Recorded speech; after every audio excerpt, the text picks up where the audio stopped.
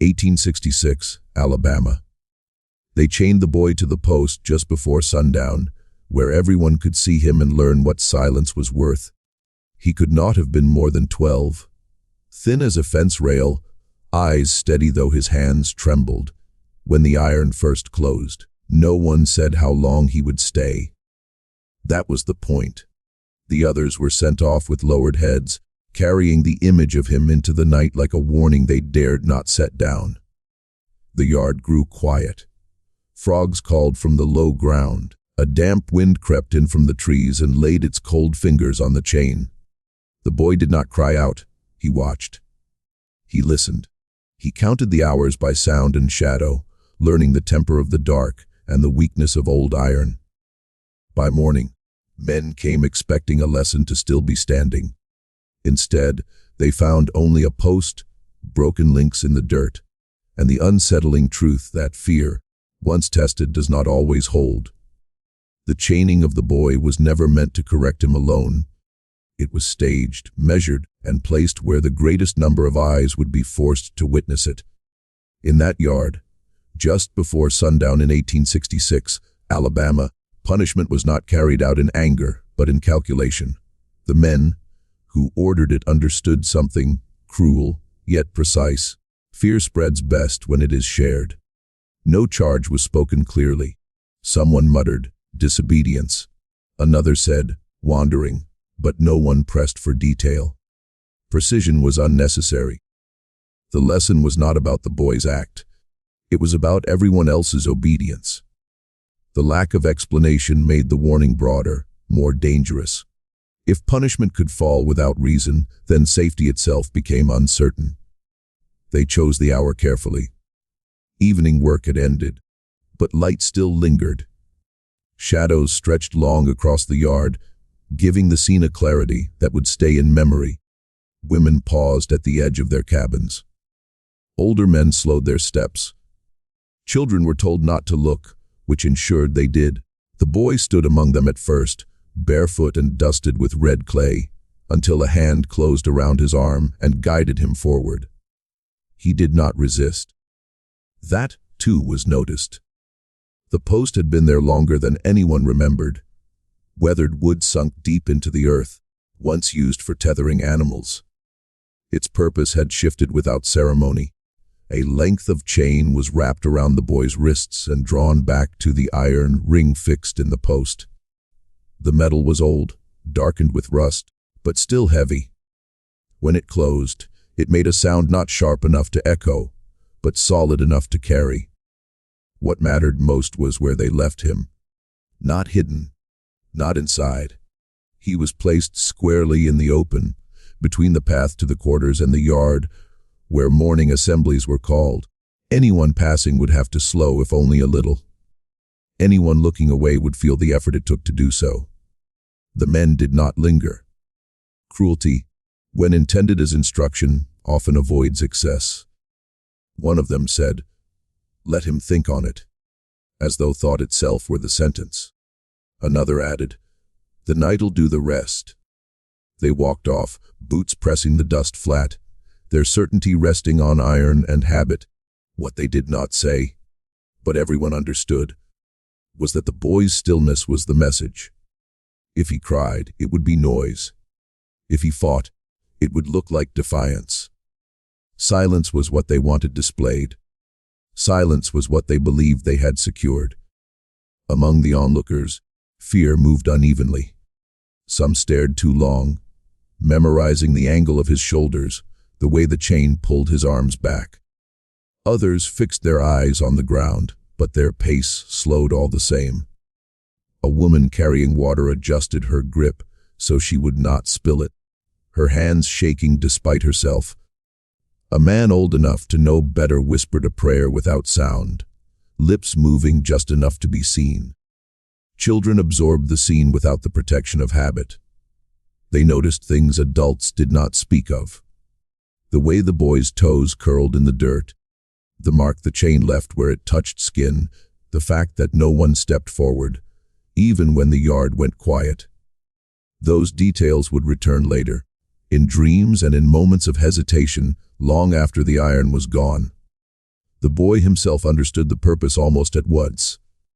Not in words, but in the way the air changed around him. He felt the eyes more than the chain at first. He felt how people measured their distance, how no one came close enough to speak. He realized then that his body had become a signpost. That knowledge settled in him heavily, but it did not break him.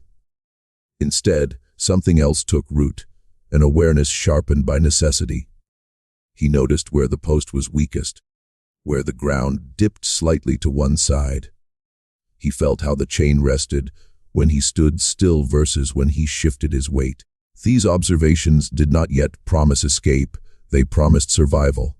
And survival, in that place and time, was already a quiet refusal to disappear. As dusk deepened, the watchers thinned. The warning had been delivered. People carried it with them as they returned to their cabins, to whispered conversations and uneasy sleep. The image of the boy chained in the yard would do its work overnight, settling into thought like a weight no one could lift. That was the intention, yet embedded in that same moment, unseen by those who ordered it, was the beginning of its failure. By turning the boy into a symbol, they underestimated him as a person. They assumed fear would move in only one direction. They believed iron and habit were enough. This turning point matters, because it establishes the central conflict, not as physical force alone, but as control through observation. The cruelty lies less in the chain than in the display. And it is here, in this deliberate public act, that the story quietly plants its contradiction. The same visibility meant to frighten others also gives the boy time, stillness, and space to observe. The lesson was meant for everyone else. The opportunity, though, belonged to him. Once the last footsteps faded, and the yard settled into its night shape, the boy understood that noise would not serve him. The day had been loud enough. Voices raised just enough to be heard, chains clinked with purpose. Orders given without explanation. Now there was only the space he occupied, and the waiting that filled it. He did not know how long he would be left. He knew only that struggle would spend him too quickly, and that time, if handled carefully, might yet be used. He stood as he had been placed, wrists drawn back to the post, the chain taking most of his weight. At first, he tested nothing. This restraint was deliberate. He had seen older men rush against iron and lose more than strength, lose sense.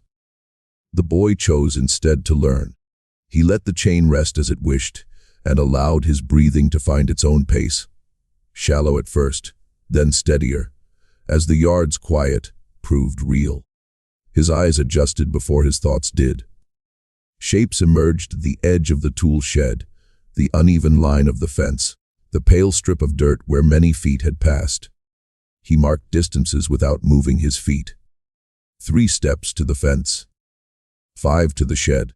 The post itself leaned slightly to the west, its grain split where years of weather had found a path inside. These details, small and unremarkable to anyone else, arranged themselves in his mind with careful order.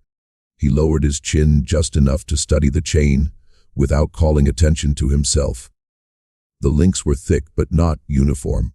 Some had been rubbed smooth by years of use, others were rough, the rust flaking where rain had sat too long. He felt for weight, for balance. When he shifted his shoulders by a fraction, the chain responded with a muted sound, not sharp, not loud enough to carry. He memorized that sound. It told him how much room he had. The boy's patience had been learned over years, not hours. Waiting was a skill forced upon him early, waiting for meals, for tasks to end, for permission to speak. In that stillness now, he applied the same discipline. He did not test the iron with strength. He tested it with attention. He learned where it cooled fastest, where it pressed hardest, where it rested against wood instead of flesh. Night deepened. The air changed. Moisture crept in low to the ground, and with it came a faint easing of the metal's bite. He noticed how the chain seemed less tight when the breeze moved through the yard. It was not freedom, but it was information. He shifted his weight again, slowly, measuring the difference. The post held firm, but the chain answered with a dull compliance, as though tired. Sound became his second teacher. Insects marked time better than any clock. Crickets rose and fell in waves. A night bird called from beyond the trees, then answered itself farther off. Once, boots crossed the yard at a distance. Someone checking, not stopping. The boy learned the rhythm of that walk and recognized when it did not return. Silence, he realized, was not emptiness. It was a pattern. He paid attention to those patterns because they told him when the world was least aware of him. He noted when voices drifted from the quarters and when they ceased. He noticed that after a certain hour, no one came close enough to see his face. The warning had already been given. Curiosity had no further use. His body ached, but he treated pain as another signal rather than an enemy. When his wrists burned, he shifted his elbows a finger's width. When his legs trembled, he leaned just enough into the post to rest without sagging. These adjustments were invisible to anyone not looking for them. They allowed him to endure without inviting notice. Memory joined observation. He recalled how chains were stored, how they were repaired, how older iron behaved differently from new. He remembered seeing a mule break a weakened link, once, not by pulling hard, but by twisting at the right angle while the metal was cold and damp. That memory stayed with him, not as a plan yet, but as a possibility. He also studied himself. Fear came and went in waves, strongest when his thoughts ran ahead of the moment. He learned to pull them back. He focused instead on what was directly before him. The ground, the post, the iron. By narrowing his world, he kept panic from finding room to grow. This, too, was a kind of intelligence, knowing what not to think about. Hours passed without shape. The moon rose enough to give the yard a pale outline. In that light, he noticed something he had missed before, a slight bend in one of the links nearest the ring. It was small, the kind of flaw no one bothered to correct when the chain was meant to frighten, not last. He did not touch it yet. He only noted its place.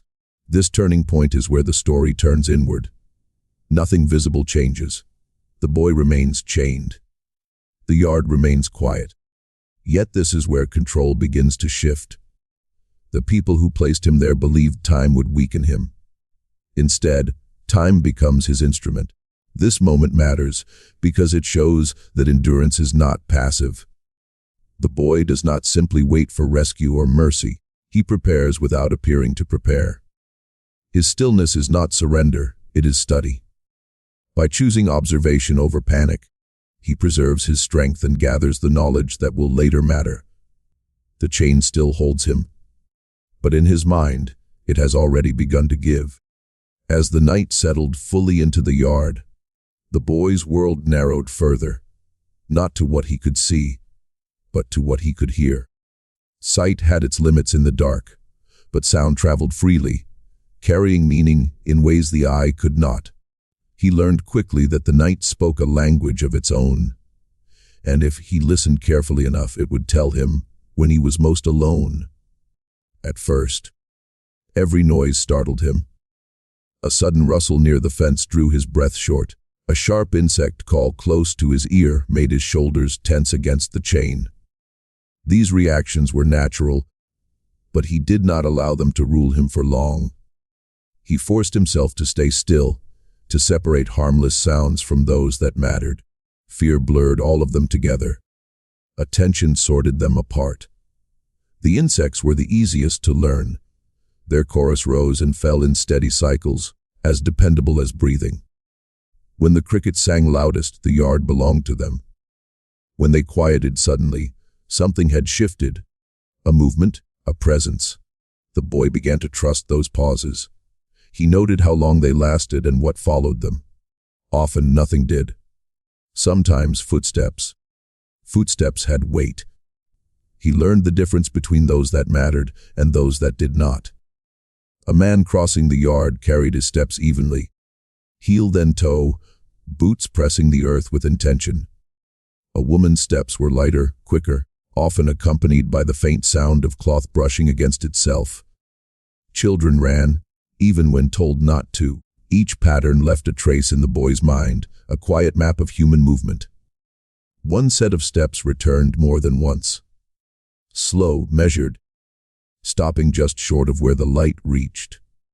The boy did not look up when he heard them. He had learned already that stillness invited less trouble than curiosity.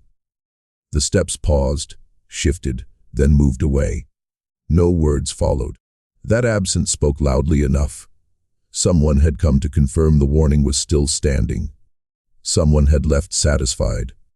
Beyond the yard, other sounds carried across the fields. A dog barked once, then again, farther off. A mule brayed low and tired. Wind moved through the trees, not as a single voice but as many, leaves brushing, branches creaking, wood answering wood. The boy learned which of those sounds changed with the hour and which remained constant. The constant ones faded into the background of his thoughts, freeing space for what was new. He discovered that true silence did not exist. Even in the stillest moments, something stirred. The trick was knowing when the silence of people had replaced the noise of activity. That was the hour he waited for, though he did not yet know why. He only sensed that some moments carried less risk than others. Time lost its straight line. Without a clock, the boy measured it by sequence rather than number. The frogs called after the insects had settled. The wind shifted once the air cooled further. The distant voices from the quarters softened, then disappeared altogether. When they did not return, he knew most had gone to rest. His breathing slowed to match the night. He learned how much sound his own body made. A careful breath through the nose carried less than one through the mouth. A shift of weight sent a faint scrape along the chain. A pause let that sound vanish into the larger noise of the yard. He practiced this control without fully meaning to. It became instinct. The boy also learned how sound traveled. A noise made close to the post carried differently than one made near the fence. The ground itself played a part, packed hard in some places, loose in others. He tested this knowledge with the smallest movements, turning his foot in the dirt, brushing the post with his shoulder. Each sound taught him something about distance and attention. Once, a voice drifted from far off, raised in laughter and then cut short. It reminded him that the world beyond the yard continued, indifferent to his stillness. That knowledge could have broken him. Instead, it sharpened his focus. He did not belong to the noise of others. He belonged, for now, to the quiet between. As the hours passed, he recognized a stretch of time when the night felt settled, as though it had taken a breath, and decided to stay as it was. No footsteps crossed the yard. No voices reached him. The insects sang without interruption. This, he realized, was the closest thing to safety the night would offer. This turning point matters because it transforms the night from an enemy into an ally. The darkness does not hide him, it instructs him. By listening, the boy gains something the chain cannot take, awareness of when he is seen and when he is not. Those who chained him believed night would deepen fear, that isolation would weaken resolve. Instead, the night teaches him timing. It shows him the rhythm of watchfulness and neglect, of movement and rest. He learns not only where he is, but when he is most alone. The chain still binds his wrists, but now he knows the sound of the world when no one is listening. As the night wore on, the boy became aware of changes so subtle that another person might have missed them entirely. They did not announce themselves. They arrived quietly, like favors never promised. The air cooled further, and with that cooling came moisture, settling over the yard in a thin, patient layer. Dew gathered first on the ground, then along the post, and finally on the chain itself. What had been dry and rigid at dusk now carried a faint dampness that altered everything it touched. The iron responded before the boy did. He felt it in the way the chain rested against his wrists, no longer biting quite so sharply. The metal had lost some of its heat from the day, contracting just enough to change its temper. It did not loosen in any obvious way, but it shifted, subtly, imperfectly. Old iron, long exposed to weather and neglect, never behaved the same twice. This was something the boy knew, though he had never put it into words. He did not celebrate the change. Celebration wasted energy. Instead, he acknowledged it and stored it away like a fact learned. The chain felt different now. That difference mattered. The moisture worked slowly, seeping into the rusted seams of the links. Where flakes of corrosion had already weakened the metal, the dampness crept deeper, settling into places unseen. The boy noticed how the chain made a duller sound when he shifted, as though the iron itself were tired. He adjusted his stance slightly, testing whether the change was real or imagined. The response confirmed it. The chain moved with him more willingly than it had hours earlier. These were not miracles. They were small mercies, the kind that came from weather, from time, from neglect, the kind that required patience to recognize and restraint to use. Cold followed the damp. It reached his skin and settled into his bones, stiffening his fingers and numbing his wrists. Pain sharpened, then dulled. The boy learned to work with that numbness rather than fight it. When sensation faded, pressure mattered less. He could hold the chain at certain angles longer without flinching, could rest weight where earlier it had burned. Discomfort, once an enemy, became another condition to account for. He leaned his shoulder more fully into the post, allowing his body to share the strain the chain had carried alone. The post, too, had its weaknesses. Years of rain had softened its base. Termites had hollowed places no one bothered to inspect. The boy felt how it yielded just a little when he pressed into it. Not enough to move, but enough to tell him it was not as solid as it appeared. Around him, the yard glistened faintly in the moonlight. Grass bent under the weight of dew. The packed dirt darkened, releasing the smell of earth. These signs told him the hour without numbers. This was the heart of the night, when the world cooled and settled, when labor slept and watchfulness grew thin. The boy allowed himself one careful test. He rotated his wrists a fraction, not pulling away, but twisting. The chain answered with a low complaint, not a snap, not even a scrape. Just a sound like metal giving thought to what it had been asked to do. He stopped immediately. Asking too much too soon would spoil what the night had begun. This restraint was its own kind of strength. He had seen men waste opportunities. By acting the moment hope appeared, tearing at iron until it punished them for the effort. The boy understood that mercy was not freedom. It was invitation, and invitations could be withdrawn if handled poorly. The dampness also quieted sound.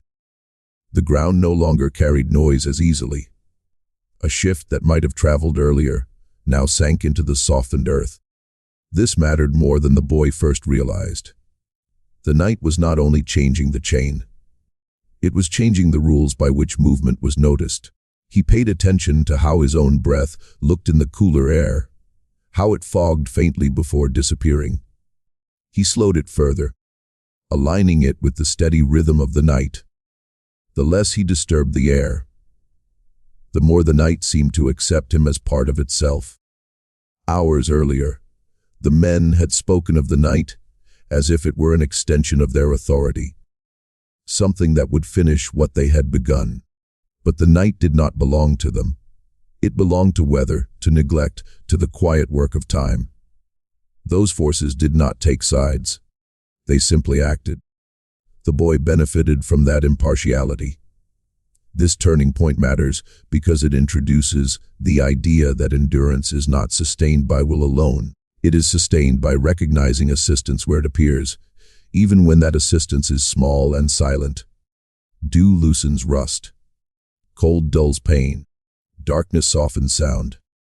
None of these things were planned. All of them were available. This moment also deepens the boy's intelligence. He does not mistake opportunity for completion.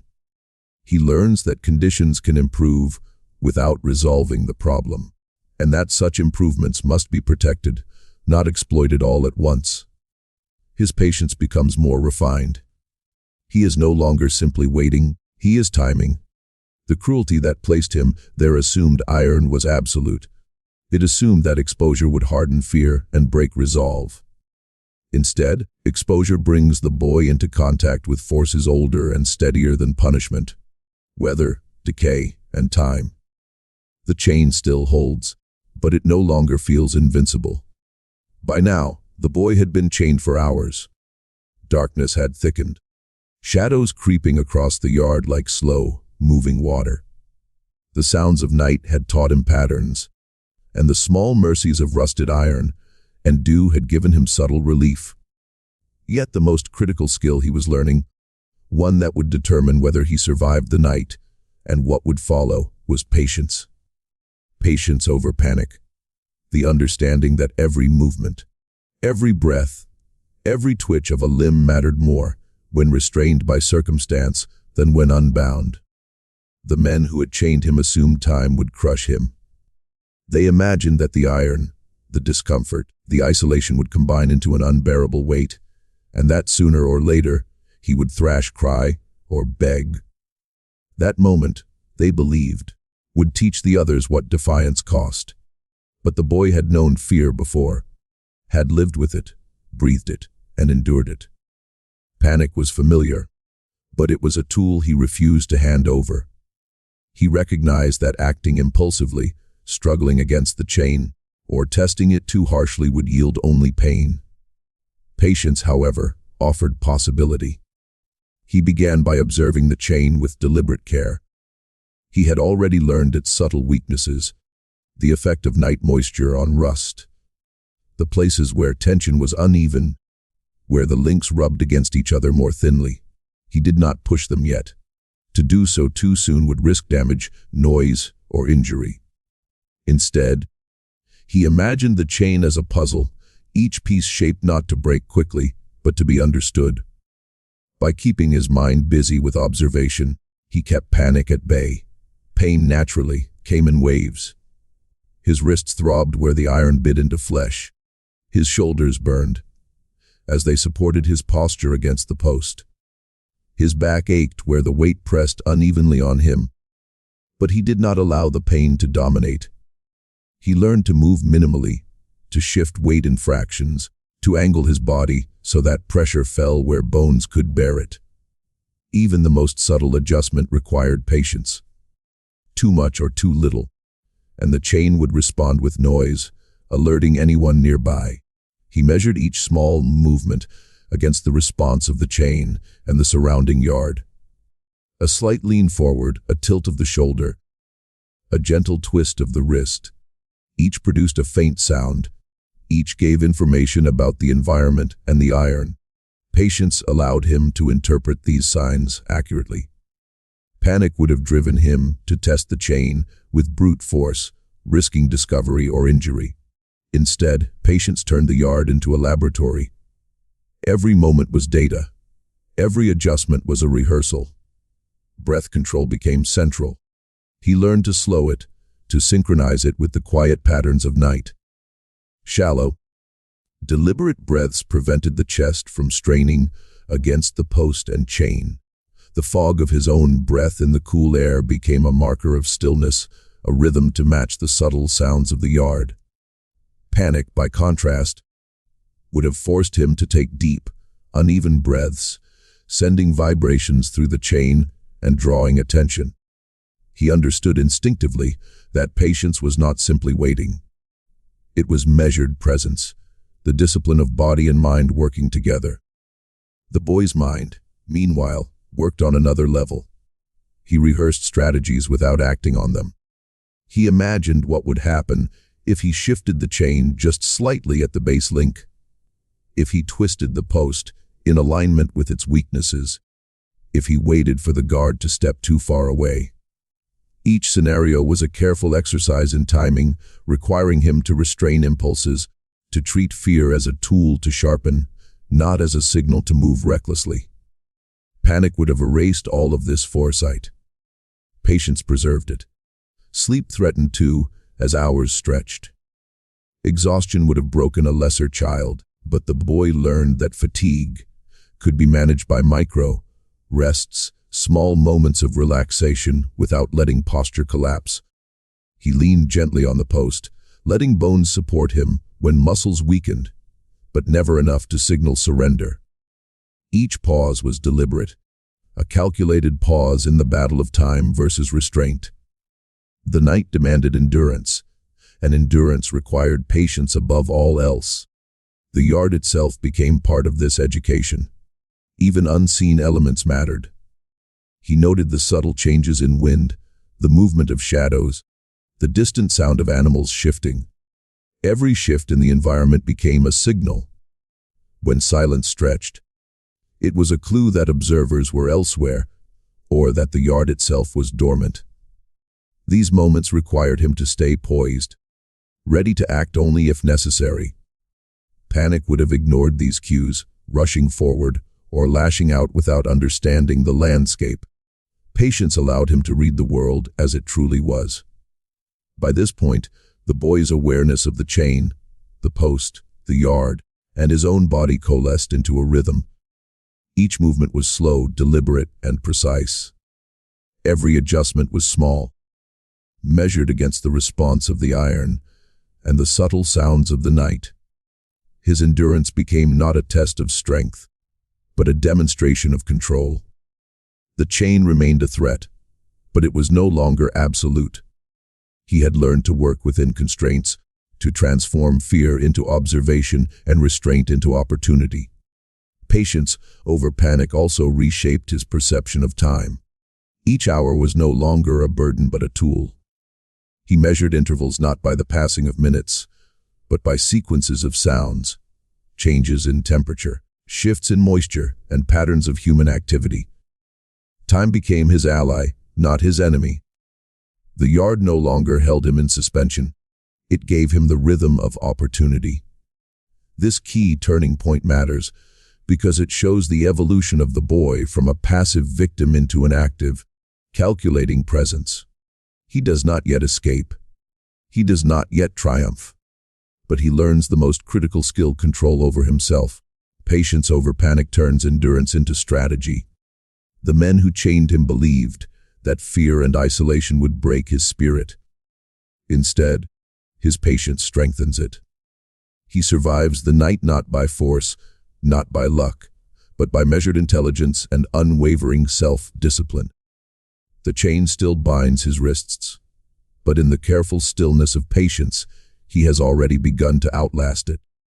As the night deepened into its longest hours, the boy's world narrowed further to what could be touched, felt, and quietly measured.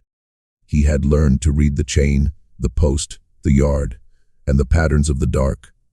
He had cultivated patience over panic, allowed small mercies of rust and dew to aid him, and attuned his senses to the rhythms of the night.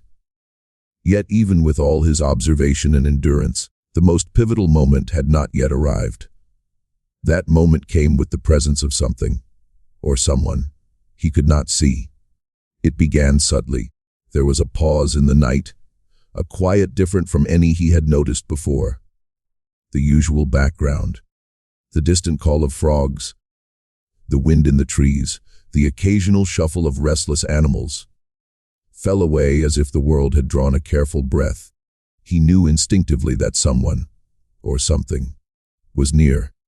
Not a shadow crossing the yard, nor the sound of human steps, but a quiet that suggested presence. The boy froze, aware that the smallest movement could betray him, yet compelled by the awareness that help, or a change, might be at hand. He did not see a figure approach, and he was grateful. Curiosity, if displayed, could bring discovery and punishment. Instead, he felt it, the subtle disturbance of air, the faint smell of earth freshly turned, the quiet pressure of something placed near him. It was almost imperceptible, A small stone, a wedge of broken wood, but its significance was immediate. This was no accident of nature. Someone had paused in the dark, unseen, and left behind a tool he might use, a small ally in his ordeal. The boy's heart did not leap with joy. It did not rush. That would have been panic. Instead, he considered the object calmly, allowing the long hours of observation and patience to guide him. He tested the stone lightly with a finger, feeling its edges, its weight, its potential for leverage. The wedge, thin and sharp, promised leverage at the chain's weakest point, if used with care. These small tools, left by unseen hands, were not freedom themselves. They were possibilities, contingent on intelligence and timing. The very fact that no voice accompanied the gifts was significant. No guidance, no encouragement, no spoken instructions. Only objects. The anonymity heightened both the risk and the opportunity. Someone could have been watching unseen, ensuring the chain remained in place, or simply leaving them in the night as an experiment. The boy treated this ambiguity carefully, understanding that any movement had to align with patience over panic. To misuse the stone or wedge would invite detection or failure. He turned his attention back to the chain, examining the links near the post. Recalling the patterns he had studied throughout the evening, he had memorized every bend, every rusted seam, every subtle weakness. Now, with these unseen tools, he could act without haste. The wedge was placed just at the juncture of two links, testing the resistance of the metal under the smallest possible pressure. The stone could serve as leverage, but only if applied slowly, rhythmically, and silently. This moment mattered most because it demonstrated that opportunity often comes in quiet, unnoticed ways. It was not the boy's own labor that created it, though his preparation made it usable. Patience, endurance, and observation had allowed him to recognize the significance of the objects left behind. The unseen hands did not grant freedom. They provided a chance that could only be realized by intelligence, discipline, and restraint. The boy's mind worked in careful calculations. He tested the wedge's placement, pressing slightly, then releasing. He noted the chain's response, the tiny shifts of tension, the dull sigh of iron against wood. Each small reaction informed his next movement. He did not rush. He knew that the chain had held strong for hours precisely because it responded unpredictably to force. A misstep now could undo all he had endured. Time became elastic in this moment. The hours he had spent observing sounds, shifts, and weaknesses converged. Every detail, the post lean, the chain's uneven links, the moisture that softened rust, the faint shifts in wind and shadow, contributed to what he could do next. The unseen hands had provided tools, but his preparation gave them power. The night had already taught him to wait, to measure, to endure. Now, it taught him the value of subtle assistance and the importance of timing. He paused frequently, letting the wedge rest lightly against the link, feeling the chain's reaction, listening for distant noises that might indicate discovery. He reminded himself that nothing could be forced. Patience was still his ally. Every test of leverage was small, deliberate, invisible. The object left by the unseen hands did not change the difficulty. It only made action possible without panic. This turning point also reinforced the story's broader theme. Survival depends on both internal skill and external circumstance. The boy's intelligence, patience, and quiet endurance are essential. But the night itself, and the unseen presence that left him tools, become part of the equation. Opportunity does not always announce itself. Sometimes it arrives quietly, leaving the responsibility to those wise enough to recognize it. Crucially, the unseen hands heightened the tension of the narrative. The boy is not yet free. He is still chained. He is still alone in the yard. Yet the possibility of escape has entered the realm of probability. The quiet provision of stone and wedge signals a shift, the moment when preparation and opportunity intersect, when the patience and endurance of hours may finally meet a chance to act. The boy's future is no longer entirely determined by iron and fear. It is contingent on his ability to seize what is given without rushing, to transform small mercies into action. By dawn, the boy would understand that the unseen hands were neither friend nor enemy, merely circumstance. But in this pivotal hour, they catalyze his first real step toward freedom. The lesson is clear: vigilance, patience, and intelligence prepare one to recognize opportunity, even when it comes without instruction, without words, and without ceremony. The chain still binds his wrists, but the small, unseen gifts of the night have provided a key, not yet turned, to what may come. The long hour arrived after the yard had settled completely into the quiet of the night, when the moon had risen high enough to spill pale light across the post, the chain, and the boy who had endured so many silent lessons.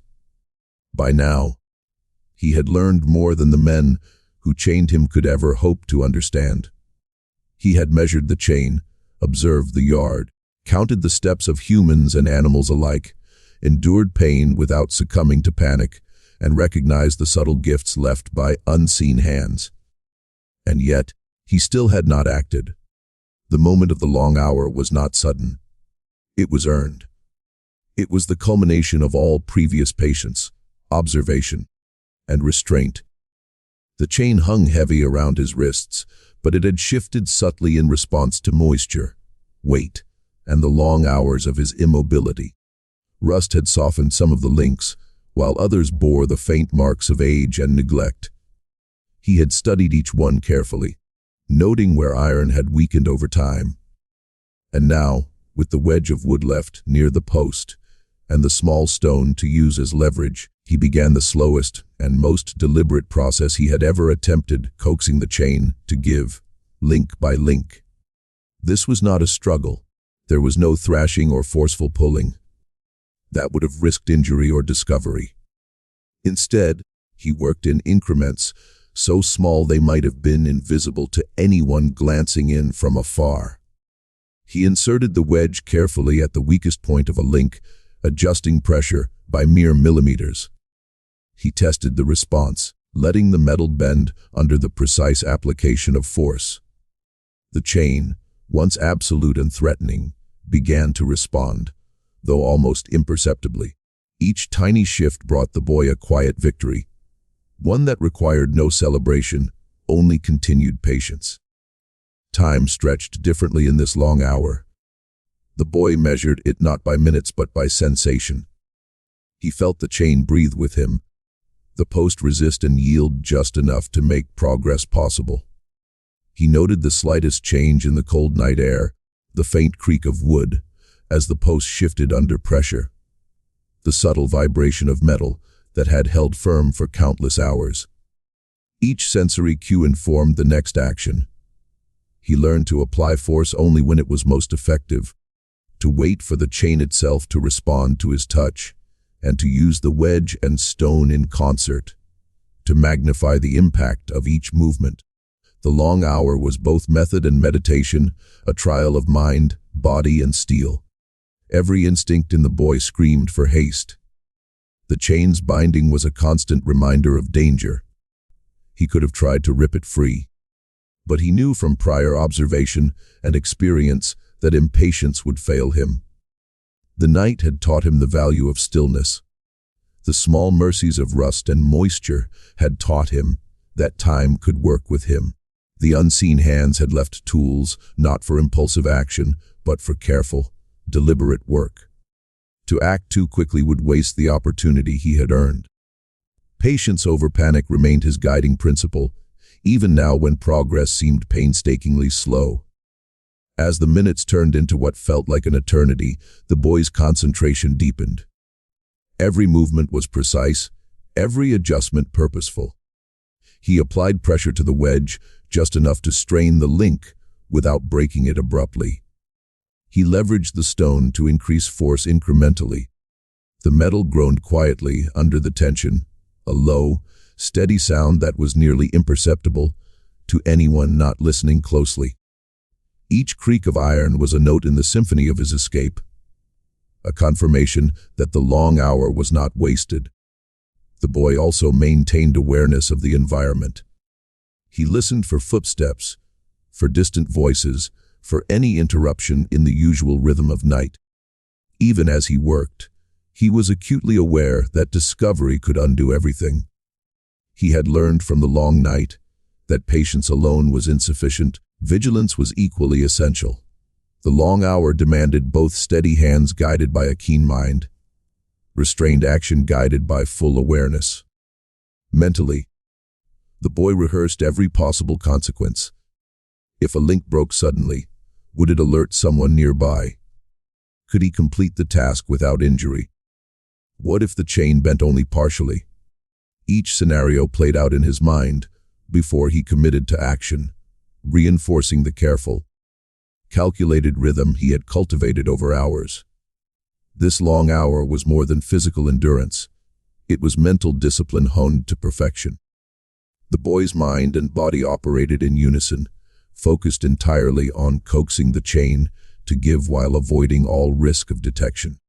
With each gradual bend, each careful use of the wedge and stone, the chain yielded further. The long hour transformed metal from a prison into a malleable obstacle. The links had been strong enough to inspire fear, but they were not invincible.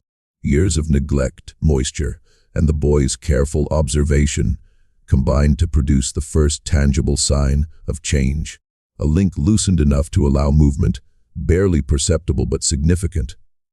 Progress, slow and deliberate, had arrived. By the end of this long hour, the boy had not yet achieved freedom, but he had achieved something nearly as powerful. He had proven to himself that the chain could be outlasted, coaxed, and eventually undone. The long hour validated every choice he had made, every restraint he had exercised, every observation he had recorded. The chain remained a challenge, but it was no longer absolute.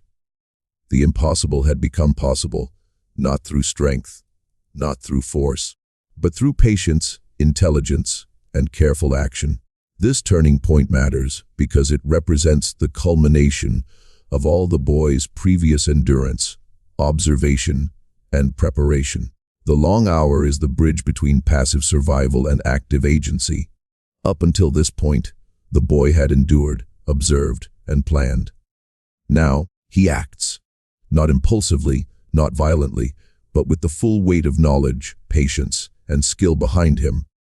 The chain, which once symbolized fear and oppression, has begun to respond to his methodical efforts. The long hour also underscores the story's central theme. Intelligence and patience can subvert even the most seemingly absolute forms of control. The men who chained him expected obedience, terror, and eventual despair. Instead, the boy has transformed their instrument of fear into a stage for careful, deliberate action. Time and observation, allied with patience, have begun to turn the impossible into a tangible reality. The chain still binds his wrists, but it no longer defines his limits. In the long hour, the boy learns that endurance, intelligence, and patience together can begin to break even the strongest bonds. By the first pale light of dawn, the yard had transformed from a place of terror into a space of quiet uncertainty. The boy had spent the night listening, observing, and moving with painstaking care. Hours of patient effort, subtle pressure on the chain, and the careful use of the wedge and stone had brought the links to the point of surrender. What had seemed unyielding the evening before now betrayed tiny shifts, bends, and weaknesses. The long night had been both teacher and accomplice, providing time, moisture, and darkness, all of which had quietly worked in his favor. When the men returned at sunrise, they expected certainty. Their instructions had been clear the night before: leave the boy chained, and let his plight serve as a warning. They anticipated fear, fatigue, perhaps tears. Their eyes swept the yard with confidence, boots striking dust with authority. They were ready to witness obedience or punishment fulfilled. What they found instead was silence. The post still stood, the chain lay in disarray, and the boy was gone. The iron had been defeated not by force alone, but by a combination of endurance, patience, and precise calculation. The links, weakened by rust and moisture and methodical manipulation, had finally given way. The wedge and stone, left by unseen hands, had allowed the boy to create leverage without alarming anyone. Every movement had been deliberate, careful, and measured against the possibility of discovery. What had taken hours of careful work now stood as a testament to quiet intelligence overcoming the brute instruments of control. The men's reaction was immediate and chaotic. Voices rose, harsh and uncertain, as their eyes searched the yard for the boy, their hands probing the broken chain, their authority suddenly undermined. Confusion mingled with anger. They examined the post and the ground carefully, noting where the links had bent, how the stone had been used, and where small gaps had allowed movement. Each observation only deepened their frustration, the lesson they had intended. The boy, as a symbol of warning, had unraveled in silence, leaving a disquieting void where certainty once had been. Meanwhile, the boy himself remained unseen, hidden in the margins of the yard, beyond the line of sight, yet fully aware of the spectacle he had caused. Every movement of the men, every shift of their gaze, was catalogued in his mind. He noted how their confidence faltered, how their anger carried tension, but no solution.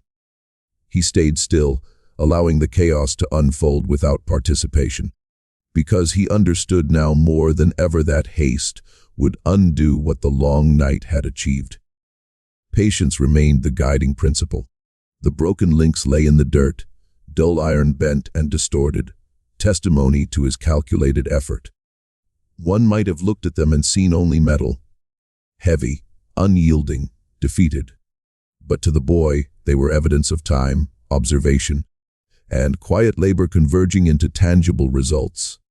Each piece of iron that had been coaxed to surrender represented hours of thought, careful measurement, and self-restraint. The post, once a symbol of punishment, had become merely a backdrop to an unspoken victory. Silence carried a weight of its own in that morning light. The men spoke loudly, but their words could not undo what had already occurred.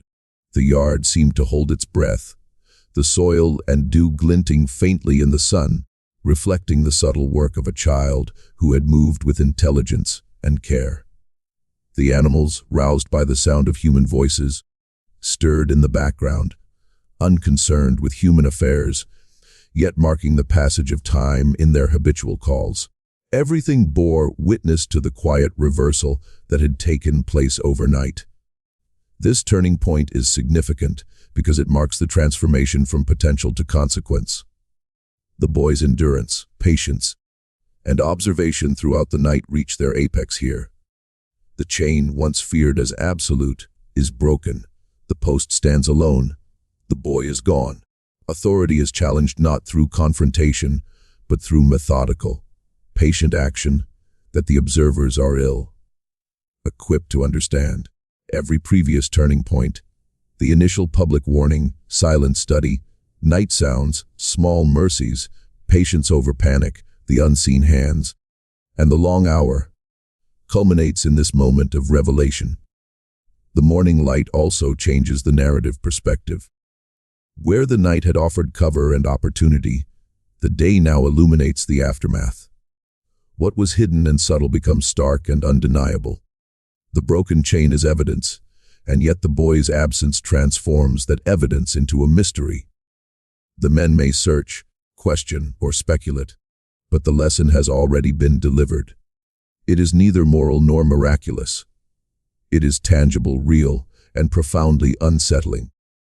This moment also emphasizes the boy's survival, not as an act of luck, but as the result of deliberate intelligence and resilience.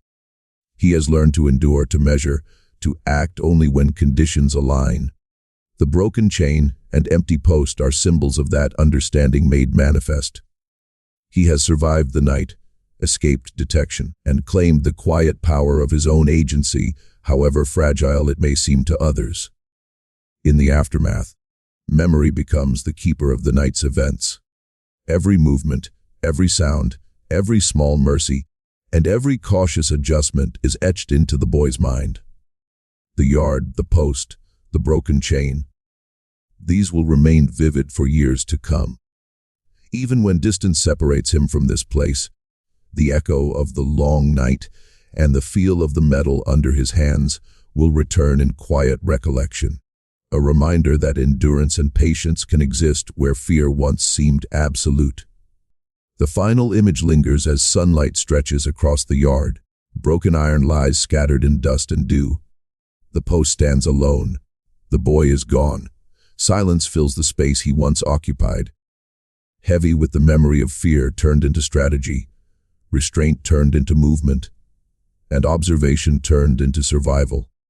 Those who watched will remember the emptiness as much as the terror. But the boy will carry the night with him always, in the quiet calculation of memory that no one else can touch. The yard remains still, holding the imprint of what occurred, the metal a cold and mute witness to a child's endurance. And in that stillness, in the quiet left behind, the story of the boy lingers, unseen, unbroken, and alive in memory, a haunting echo of what patience, intelligence, and observation can accomplish when applied with care in the shadow of fear.